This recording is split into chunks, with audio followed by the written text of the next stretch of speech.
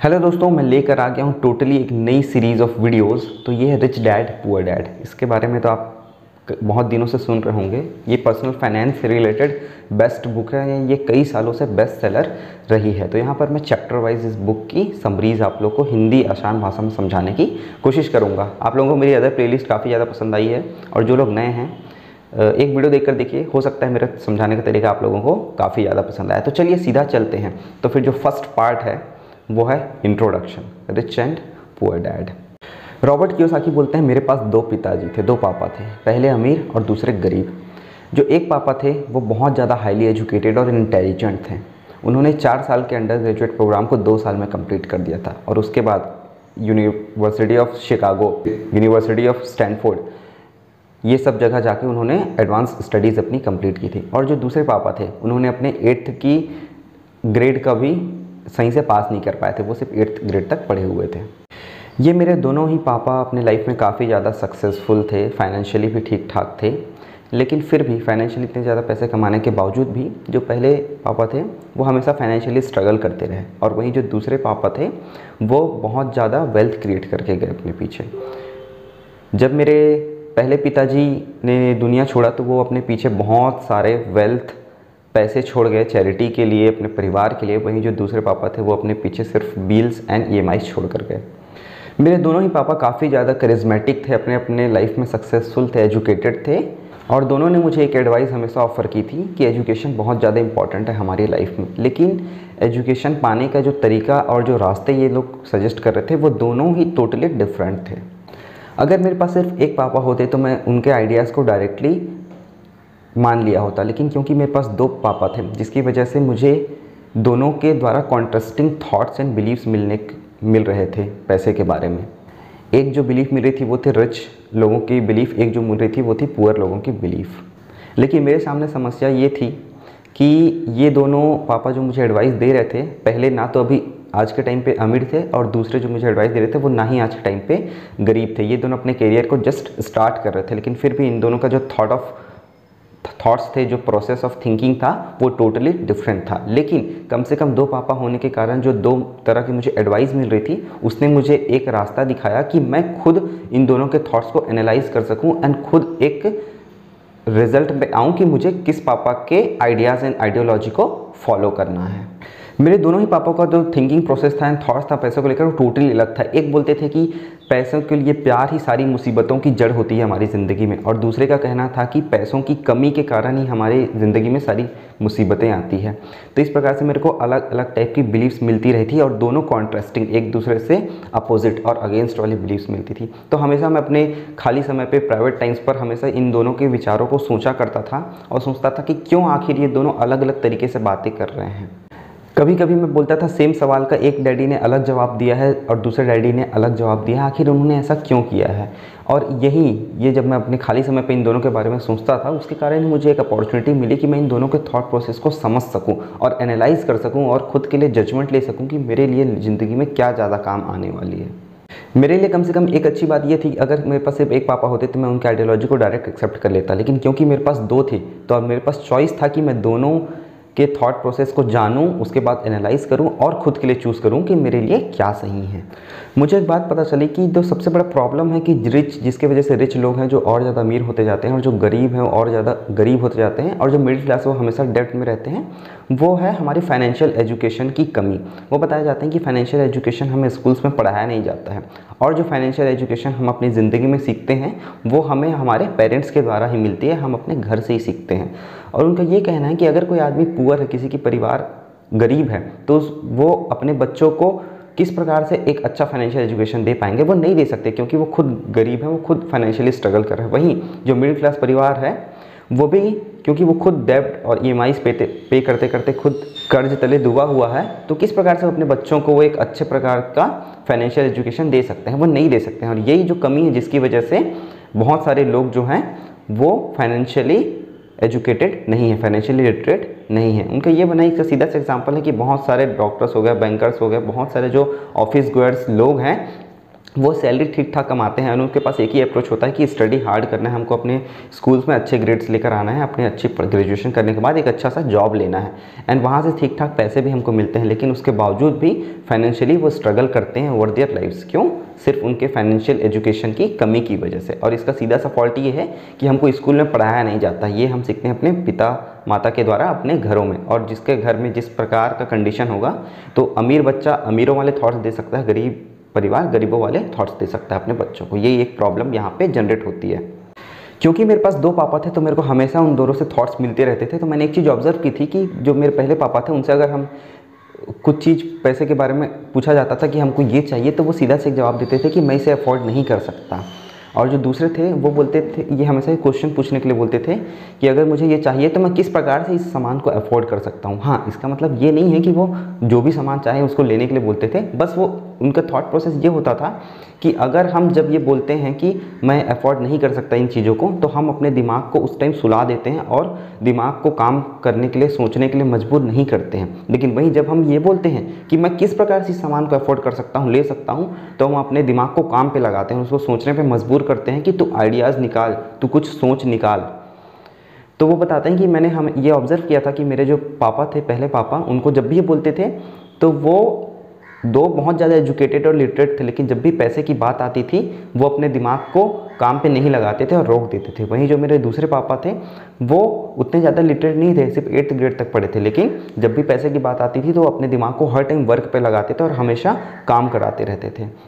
दूसरे पापा का ये बोलना था कि हमारा ब्रेन जो है कंप्यूटर की तरह है, इस कंप्यूटर को हम जितना ज़्यादा चलाएंगे, इस ब्रेन को जितना ज़्यादा यूटिलाइज़ करेंगे, वो उतना ज़्यादा अच्छे से चलेगा और हमको रिजल्ट देगा। इसको वो अपने जिम से रिलेट करते हुए बता रहे हैं। अगर कोई आदमी जो कंटिन्यूसली जिम जाता है और दूसरा आदमी जो कंटिन्यूसली काउच पर बैठ कर टीवी देखता रहता है, तो अगर हम लॉन्ग टर्म में देखें तो किसका हेल्थ ज़्यादा अच्छा होने वाला है? जो जिम जाता है उसका। उसी प्रकार से हमारा जो माइंड है, हमारा जो मेंटल हेल्थ है, हमारा जो दिमाग है, एक आदमी जो कंटिन्यूसली अपने दिमाग को एक्सरसाइज करता है और दूसरा जो एक्सरसाइज नहीं करवाता है, तो किसका मेंटल हेल्थ ज़्यादा अच्छा होगा? तो वही बता रहे हैं कि जिस प्रकार से अपने मसल्स को काम पे लगाने पर हमारा मसल्स अच्छा होता है, हमारा हेल्थ अच्छा होता है, उसी प्रकार से हमारे ब्रेन को काम पे लगाने पर हमारा वेल्थ ज़्यादा अच्छा होता है, हमारा मेंटल हेल्थ ज़्यादा अच्छा होता है। ये कुछ बातें जो मेरे को दोनों पापा के द्वारा टोटली कंट्रास्टिंग बातें सुनने को मिली थी। पहले का ये कहना था कि आप इतना ज़्यादा अच्छे से मेहनत करो, हार्ड स्टडी करो कि आपको एक अच्छी कंपनी में अच्छा काम मिल सके। वहीं दूसरे का कहना था कि आप इतना ज़्यादा अच्छे से पढ़ाई करो, मेहनत करो कि आप अच्छी कंपनीज़ को ख़रीद सको। पहले का कहना था कि मेरे पास पैसे नहीं है क्योंकि मेरे पास तुम हो बच्चे। वहीं दूसरे का कहना था मैं ज़िंदगी में अमीर हो जाऊंगा क्योंकि तुम हो मेरे पास बच्चे। पहले का ये मानना था कि हमको डिनर टेबल पर पैसे के बारे में डिस्कस नहीं करना चाहिए, वो इसको अच्छी बात नहीं मानते थे। दूसरे का कहते थे कि हमको पैसे के बारे में हर टाइम डिस्कस करना चाहिए। पहले का मानना था कि जब पैसे की बात आती है तो हमको इसको सेफ खेलना चाहिए, पैसे को सेव करना चाहिए। वहीं जब दूसरे का डैड का कहना था कि जब पैसे की बात आती है तो हमको रिस्क को मैनेज करना सीखना चाहिए। पहले का कहना था कि ये जो मेरा घर है वो मेरा ज़िंदगी के सबसे बड़ा इन्वेस्टमेंट है। दूसरे का कहना था कि अगर हमारा घर सबसे बड़ा इन्वेस्टमेंट हमारी ज़िंदगी का, तो हम जब ट्रबल में रहेंगे तो ये हमको और ज़्यादा मुसीबत में डाल देगा और इससे चुका नहीं पाएगा, क्योंकि घर सबसे बड़ा लायबिलिटी होता है किसी आदमी का। दोनों ही डैड टाइम पे बिल पे किया करते थे, लेकिन जो पहले डैड थे वो दूसरों का बिल पे करते थे, ईएमआईज़ का, रेंट का। वहीं जो दूसरे डैड थे मेरे, वो खुद के वो पहले पे किया करते थे।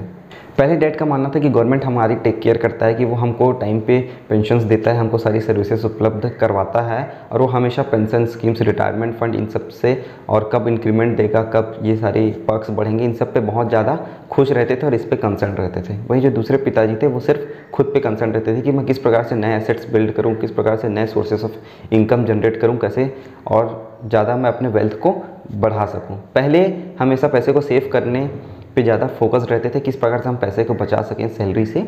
दूसरे का फोकस रहता था किस प्रकार से मैं पैसे को दूसरे बिजनेस में लगा सकूं, पैसे से किस प्रकार से मैं दूसरी जगह इन्वेस्ट कर सकूं।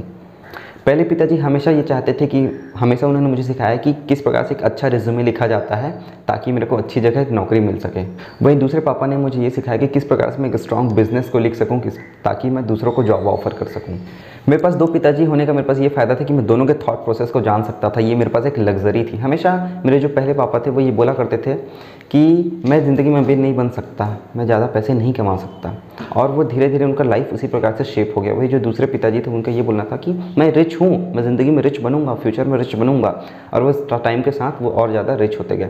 इसका मतलब ये नहीं है कि वो ज़िंदगी में ब्रोक नहीं हुए। मेरे जो सेकंड पिताजी थे तो हमेशा अमीर बनना चाहते थे, वो ज़िंदगी में कई बार टूटे भी और कई बार ब्रोक भी हुए, लेकिन उनका ये कहना था, बहुत इंपॉर्टेंट लाइन वो कहते थे कि broke is temporary, poor is eternal. वो ये कहते थे कि अगर कोई आदमी रिच थॉट रखता है, रिच माइंडसेट रखता है, तो वो फाइनेंशियली ब्रोक हो सकता है लेकिन वो टेम्पररी होगा। लेकिन अगर कोई आदमी सिर्फ पुअर वाली थिंकिंग रखता है तो हमेशा के लिए पुअर ही रहेगा, वो शाश्वत पुअर रहेगा। मेरे पापा हमेशा एक चीज़ बोला करते थे, मैंने ध्यान दिया कि I am not interested in money, मुझे पैसों में कोई इंटरेस्ट नहीं है। और दूसरे का ये कहना था कि मनी इज़ पावर, पैसा ही सब कुछ है, पैसे में ही पावर है। और इसी प्रकार से उनके जो लाइफ में एक्शंस होते हैं वो भी उसी प्रकार से होते थे।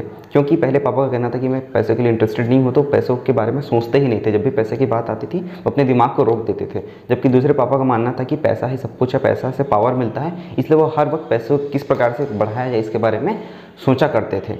एज अ यंग बॉय मेरे पास एक बहुत ही ज़्यादा बड़ी लग्जरी थी कि मैं दोनों के थॉट प्रोसेस को सुन सकता था, समझ सकता था, इन दोनों को कंपेयर करके अपने हिसाब से थॉट्स को एब्जॉर्व कर सकता था। एंड मैंने ये चीज़ टाइम के साथ ऑब्जर्व की कि प्रॉब्लम ये नहीं कि कोई आदमी जो फाइनेंशियली ज़्यादा अच्छा नहीं कर पाता है ज़िंदगी में, वो ये नहीं कि वो पैसे कितना कमाता है। मेरे पहले जो पापा थे वो काफ़ी ज़्यादा एजुकेटेड थे, वो काफ़ी ज़्यादा सैलरी कमाया करते थे, बट स्टिल क्योंकि उनका थॉट प्रोसेस अच्छा नहीं था, जिसकी वजह से वो फाइनेंशियली अच्छे नहीं हो पाए बाद में। हालांकि ये बात बिल्कुल ज़्यादा सच है कि मेरे जो दोनों पिताजी थे वो बहुत ज़्यादा एजुकेटेड थे, इन टर्म्स ऑफ अलग अलग प्रकार की नॉलेज थी, और वो हमेशा इस बात के समर्थक रहे थे कि एजुकेशन बहुत ज़्यादा इंपॉर्टेंट है। लेकिन एजुकेशन का रास्ता दोनों ने हमेशा मुझे अलग बताया था। जो मेरे पहले पापा थे, जो प्रोफेसर थे, वो हमेशा बोलते थे कि बहुत ज़्यादा अच्छे से मेहनत करो, कड़ी पढ़ाई करो, है ना, अच्छे कॉलेज में जाओ, MBA करो, कुछ करो इस प्रकार, और उसके बाद एक अच्छी जॉब ले लो। वही जो मेरे दूसरे पापा वो बोलते थे कि बहुत ज़्यादा पढ़ाई करो, मेहनत करो, ये सीखो कि पैसा किस प्रकार से काम करता है, किस प्रकार से वेल्थ एक्वायर किया जाता है, कैसे पैसे से पैसा बनाया जाता है। वो ये इसके बारे में बात करते थे। वो बोलते थे कि पैसे मेरे लिए काम करता है, मैं पैसे के लिए काम नहीं करता। तो इस प्रकार से मेरे को सब थॉट्स मिला करते थे। एंड विथ टाइम 9 साल की उम्र में मैंने ये चीज़ डिसाइड किया इन दोनों पापा के थॉट्स को समझने के बाद कि मैं ज़िंदगी भर जो मेरे दूसरे पापा हैं जो कि रिच डैड हैं, मैं उनके थॉट्स प्रोसेस को फॉलो करना चाहता हूँ, क्योंकि इनके पास जो मुझे थॉट्स मिल रहे हैं वो एक रिच पीपल, एक अमीर बनने वाले माइंडसेट मुझे मिल रहा है। और मैंने ज़िंदगी भर अपने जो मेरे दूसरे पापा थे जो हाईली एजुकेटेड थे उनकी एडवाइसेस को नज़रअंदाज किया, और जो मेरे अमीर पिताजी थे मैंने उनके एडवाइसेस को एक्सेप्ट किया।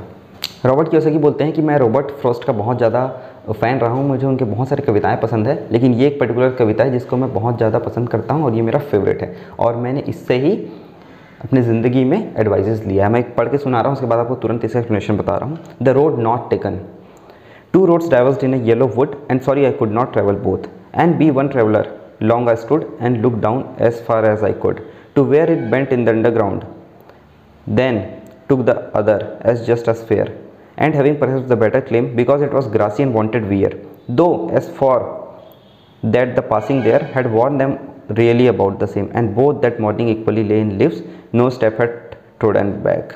Oh, I kept the first another day, yet knowing how way leads on to way, I doubted if I should ever come back. I shall be telling with this with a sigh, somewhere edges and edges hence, two roads diverged in a wood, and I took the one less traveled by, and that has made all the differences.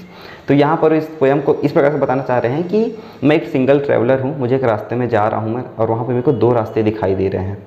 And एक रास्ता कुछ ऐसा है जहाँ पर बहुत ज़्यादा घना जंगल दिख रहा है, बहुत अच्छा रास्ता दिख रहा है, रास्ते साफ़ हैं, और वहीं एक दूसरा रास्ता है जहाँ पर बहुत ज़्यादा लोग चले हुए हैं और वो रास्ता क्लियर दिखाई दे रहा है कि मुझे कहाँ जाना है। अब यहाँ पर मैं सोच रहा हूँ कि मुझे किस रास्ते को चुनना चाहिए, लेकिन मैंने इस रास्ते को नहीं चुना जिस पे लोग ऑलरेडी जा चुके थे और एक रास्ता बना हुआ था। मैंने उस रास्ते को नहीं चुना, बल्कि मैंने एक ऐसे रास्ते को चुना जहाँ पर पूरी घास बिछी हुई थी और रास्ता क्लियर नहीं था। मुझे हमेशा डाउट हो रहा था क्योंकि ये रास्ता क्लियर नहीं है, रास्ता धुंधला है, तो क्या मैं कभी वापस आ पाऊँगा, क्या मुझे पहले रास्ते में जाना चाहिए था।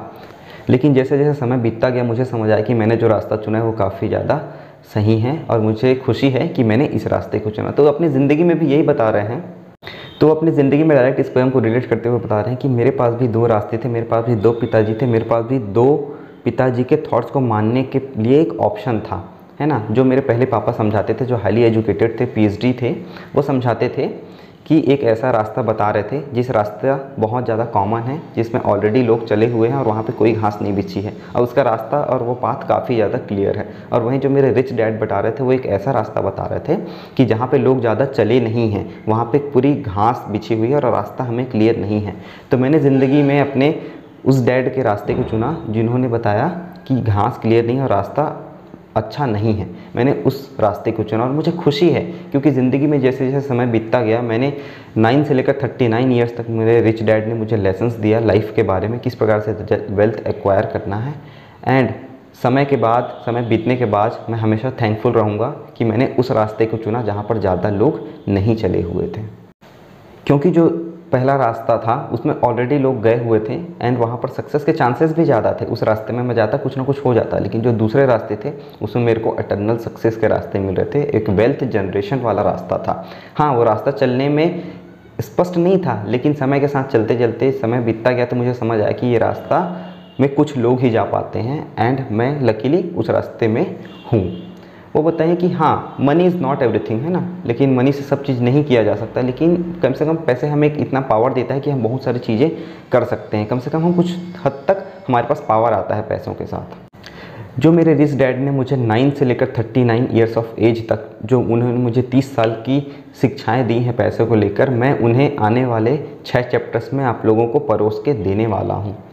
जितने भी मुझे 6 लेसन, ये जो 6 लेसन है उसको ही मैं अपने पूरे ज़िंदगी भर रिपीट करता रहा हूँ एंड एक अच्छी वेल्दी लाइफ जी पा रहा हूँ। तो मैं ये जो 6 लेसन है उनको आपको आने वाले 6 चैप्टर्स में परोस कर देने वाला हूँ। तो यही मेरी जर्नी थी, ये था introduction of this book rich dad poor dad by Robert Kiyosaki. उन्होंने बताया कि किस प्रकार से उन्होंने किस रास्ते को चुना, क्यों चुना, और वो क्या 6 लेसन थे जिसको वो आज भी फॉलो करते हैं, उसको हम आने वाले 6 चैप्टर्स में जानेंगे। तो दोस्तों, अगर यहाँ तक आप लोग वीडियो देख लिए हैं तो शायद मैं ये एक्सपेक्ट कर सकता हूँ कि आप लोगों को ये वीडियो और मेरा बताने का, समझाने का तरीका पसंद आया। अगर आया है कमेंट करके बताएं, वीडियो को लाइक करें, और मैं आने वाले 6 चैप्टर्स बहुत ही जल्दी लेकर आऊँगा, बहुत ही आसान भाषा में। ये book one of the best book है, बेस्ट सेलर बुक है फाइनेंशियल एजुकेशन के लिए। इससे हमको बहुत ज़्यादा कुछ सीखने को मिलेगा ज़िंदगी में। तो चलिए दोस्तों, मिलते हैं आपसे नेक्स्ट वीडियो में। Thank you so much.